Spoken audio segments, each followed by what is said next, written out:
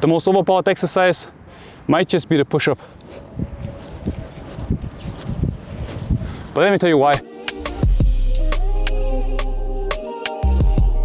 It changed me from this to what you're seeing right now. A challenging exercise for both the body and the mind. But why should you do push-ups? Well, for two reasons. You either want to get into shape, or you want to get into shape and get strong. And I want to share my experience now that I've been seeing what works and what doesn't for almost 2 years.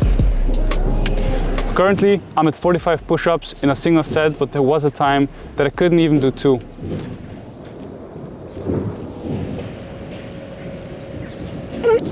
If you want to see how I changed, watch my previous video. In this video, I'm showing you how. Wanting to get better at push-ups, I remember the basic principle that I heard or read somewhere.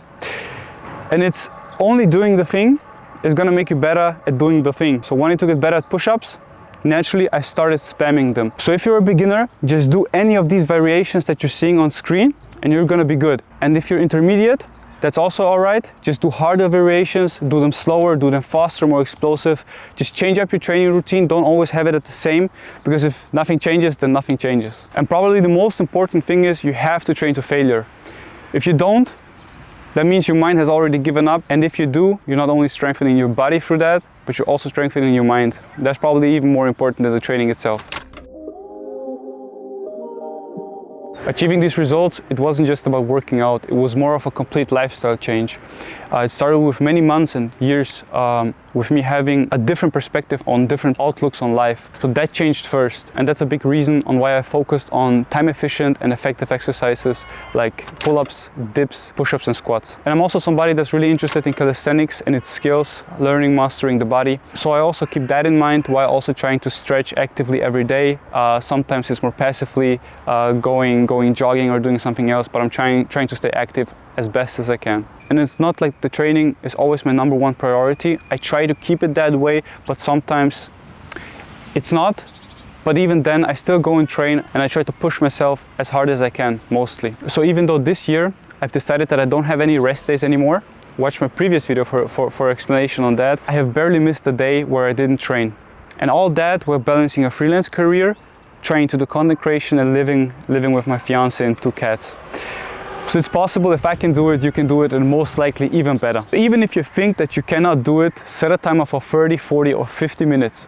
And if that's too much, set it for 5 or 10 and just spam push-ups as bad as you can. That's why I think that push-ups are the best way to get in shape, because even if you think that you cannot train today, that you don't have the time, the power, or simply the mind for it today, you can still set that timer and just get to work. And one less important thing about push-ups is that push-ups scale with your ability. And the better you get at training, the harder you can make the training. So stay disciplined. And if you care about being disciplined, hit subscribe. I'm gonna post routines, how I work out, just to keep us all on track and just to keep us all training. So let's say you've been spamming push-ups and you can do 30 clean ones, a lot of explosive ones, a lot of controlled ones. Well, there's gonna come a point of stagnation, most likely. And that's where goals come into place. See, the good thing about goals is that there's gonna come a point where you're either gonna reach the goal or you're gonna fail reaching the goal. And that's where you can reflect if you're either training really hard or if the training is just being really hard on you. And the more you reflect, the more you're gonna realize that the training is hard, the progress is hard and damn slow, but that is the reality. Especially when it comes to advanced calisthenics skills or achieving high numbers in push-ups, pull-ups, dips, or doing them weighted or simply harder variations of them. And all of this, to be honest, is hardly justifiable for many people. But I feel like this is what keeps me healthy and in track of not only mastering my training, my body, but also just in conquering life's challenges. And really, when training, especially alone in the dark, when it's cold and it's ugly outside, I feel like training is a great teacher in many ways.